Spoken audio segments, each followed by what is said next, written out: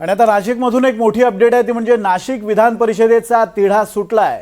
सूत्रांच्या हवाल्याने ही माहिती आली आहे। आज नाशिकमध्ये गिरीश महाजन यांच्या घरी उदय सामंत यांची एक बैठक पार पडली आणि त्यातून सकारात्मक चर्चा झाली असून उद्या सकाळी 11 वाजता हे दोन्ही मंत्री पत्रकार परिषद घेऊन महत्त्वाची घोषणा करणार आहेत। उद्या सकाळी 11 वाजता या सगळ्या नाट्यावरचा पडदा उठेल। आपल्याला माहिती आहे की नरेंद्र दराडे शिवसेनेचे उमेदवार आहेत, त्यांच्या विरोधात गोकुळ गीते भाजपच्या एका कार्यकर्त्यानं उमेदवारी कायम ठेवलेली आहे। गोकुळ गीतेंचे मनधरणी करण्याचे प्रयत्न गेल्या काही दिवसांपासून सुरू होते। मुख्यमंत्री आणि उपमुख्यमंत्री सुद्धा गोकुळ गीतेशी बोलले, मात्र गोकुळ गीते माघार घ्यायला तयार नव्हते। आता मात्र यात काहीतरी महत्त्वाची घडामोड घडल्याचं समजतंय आणि उद्या याबाबत दोन्ही मंत्री पत्रकार परिषद घेऊन माहिती देणार आहेत।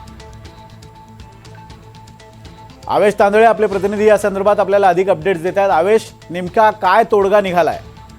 आपल्याला माहित आहे आज सकाळपासून गोकुळ गीते हे मुंबईत होते।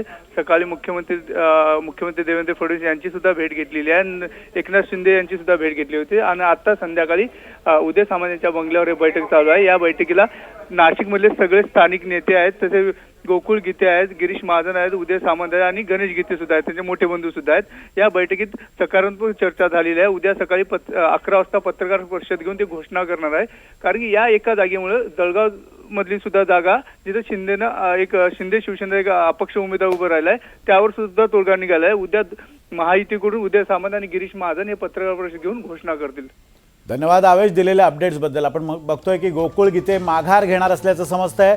सूत्रांनी ही माहिती दिली। अखेर दोन्ही मंत्र्यांना गेल्या काही दिवस सुरू असलेल्या प्रयत्नात यश येताना दिसतंय। गोकुळ गीते माघार घेण्याच्या मनस्थितीत आहेत आणि तशी माहिती सूत्रांनी दिली आहे।